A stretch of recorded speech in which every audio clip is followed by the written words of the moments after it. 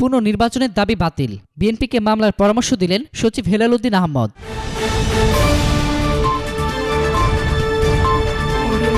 নির্বাচন বাতিল করে আবার তত্ত্বাবধায়ক সরকারের অধীনে নির্বাচন দেওয়ার জন্য বিএনপি যে দাবি তুলেছিল তা বাতিল করে দিয়েছে নির্বাচন কমিশন।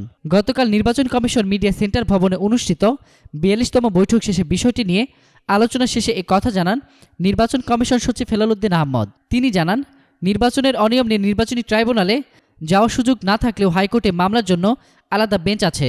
হাইকোর্টের বেঞ্চে পিটিশন দায়ের করতে পারবে সংক্ষুব্ধরা। এই জন্য ৩টি বেঞ্চ ইতিমধ্যে গঠন করা হয়েছে।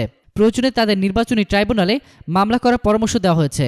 সচিব বলেন, বিএনপি ও জাতীয় ঐক্যফ্রন্ট গত ৩ জানুয়ারি কমিশন বরাবর স্মারকলিপি দিয়েছে।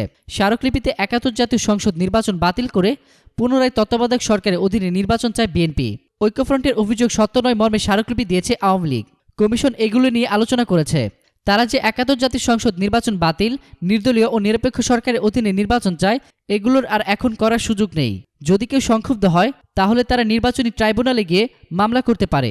আসনভিত্তিক ও কেন্দ্রভিত্তিক ফলাফলের বিষয়ে সচিব হেলাল উদ্দিন আহমদ বলেন, আমাদের কাছে আসনভিত্তিক ফলাফল রয়েছে। কেন্দ্রভিত্তিক ফলাফল সংশ্লিষ্ট রিটার্নিং কর্মকর্তার কাছ থেকে সংগ্রহ করতে হবে।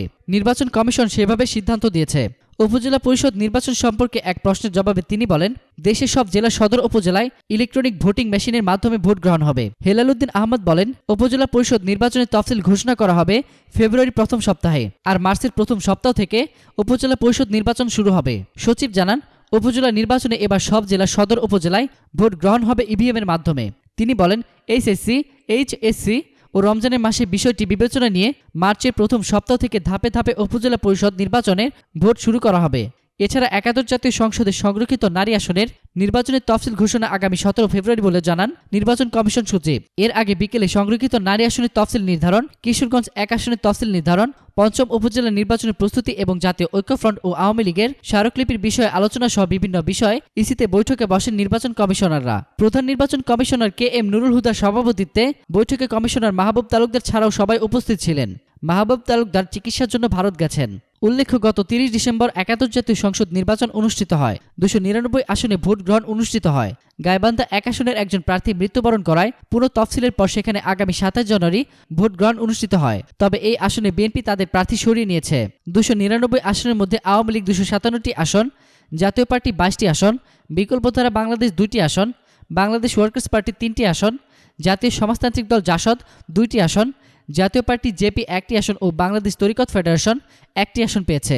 মহাজোট মোট আসন পেয়েছে ২৮৮টি। অন্যদিকে বিএনপি 6টি ও গণফোরাম 2টি আসন পেয়েছে। জাতীয় ঐক্যফ্রন্ট মোট 8টি আসন পেয়েছে। আর স্বতন্ত্র থেকে নির্বাচিত হয়েছেন 3 প্রার্থী। বিএনপি এই নির্বাচন কারচুপির অভিযোগ এনে ফল বাতিল করে নির্দলীয় সরকারের অধীনে ভোট গ্রহণের জন্য ভোটের দিনই দাবি তোলে। আর প্রধান নির্বাচন commissioner K M Nurul Huda ৩১ December ভোটের পরদিনই গণমাধ্যমকে বলেছেন, ফল বাতিল করে পুনঃ নির্বাচন করার সুযোগ নেই। এতক্ষণ ফ্রিকি নিউজের সঙ্গে থাকার জন্য আপনাদের সবাইকে ধন্যবাদ।